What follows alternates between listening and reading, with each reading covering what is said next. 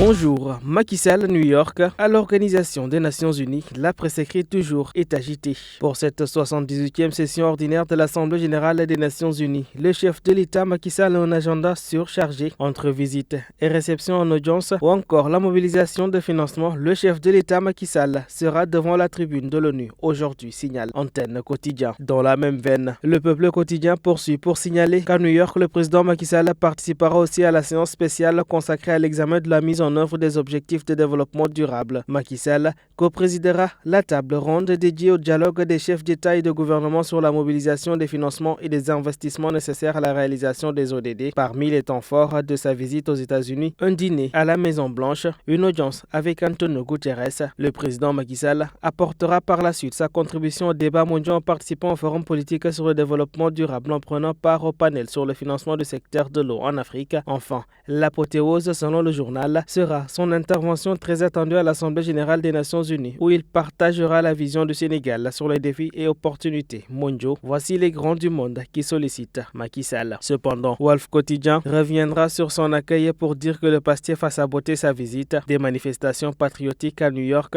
la fièvre de la sonkorisation a encore gagné le pays de l'oncle Sam. L'Évidence Quotidien, pour sa part, s'exclamera la diaspora vilipende Macky et sa délégation. Intéressons-nous à présent à la présidentielle de 2024 et à Benno Bokk Yakaar. Entre unité, présupposée alliance contre nature, l'Alliance pour la République est face à elle-même. L'Info Quotidien dégagera ce matin l'étard d'un dauphin par défaut. Comprenez bien qu'Amadou Ba, candidat de Benno Bokk Yakaar à la présidentielle, fait la une. Ba hérite en effet d'une machine électorale, certes puissante, mais à bout de souffle, comme on atteste le fait que BBY a beaucoup perdu de son électorat lors des dernières élections locales et législatives. Après 12 ans de règne, Benno Bokk Yakaar montre des signes d'essoufflement et la machine électorale semble de plus en plus se gripper du fait des dissensions, calculs politiques et autres batailles fratricides, mais aussi des errements notés dans la conduite des politiques publiques. Toutefois, Critique Quotidien est convaincu que les ténors vont saigner pour renforcer Amadou Ba, même si l'actuel PM a décidé de casser sa tirelire pour se donner tous les moyens de conquérir le pouvoir. Chaque ténor devra mettre la main à la poche pour que l'actuel Premier ministre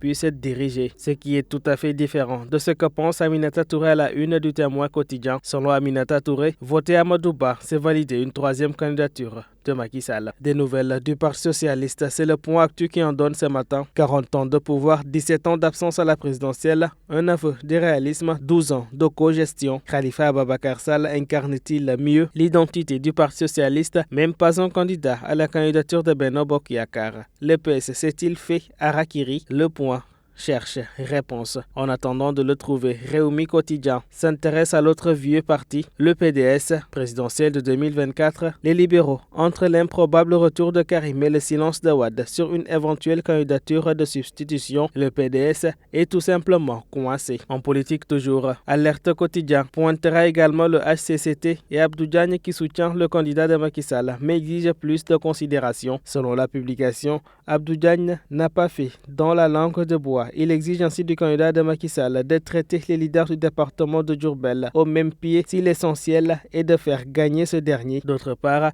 la publication évoque le soutien au peuple marocain et à Aïssata Tall Sall qui renforce des liens séculaires, un geste hautement salué qui renseigne de la proximité des peuples, mais de la cordialité de leurs relations. Après le message de condoléances du président de la République à Sa Majesté Mohamed VI, ainsi que celui réitéré au nom de tout le gouvernement au Conseil des ministres, elle s'est rendue à l'ambassade du Maroc au Sénégal pour exprimer ainsi de vive voix à ce pays ami, à son gouvernement et à son peuple toute sa compassion au nom de l'amitié séculaire. Passons à présent à Libération Quotidien pour évoquer le jeune réalisateur qui voulait filmer de l'intérieur l'aventure périlleuse des migrants sénégalais d'Agral, la tragédie de Doudou Diop. Racontée ce matin dans le document laissé chez ses parents, ses proches ont retrouvé le synopsis de ce projet documentaire baptisé d'Agral. Son intention, raconter l'histoire de Tafa qui lance sa troisième tentative pour rejoindre les côtes espagnoles. Son ami Tafa, avec qui il avait embarqué à bord de la pirogue, de signaler qu'il s'est réveillé à l'hôpital et Doudou n'était plus là. Son père, de signaler qu'il voulait tout simplement réussir dans le cinéma et il n'a prévenu personne. Ainsi va donc la presse du jour. À toutes et à tous, une bonne lecture.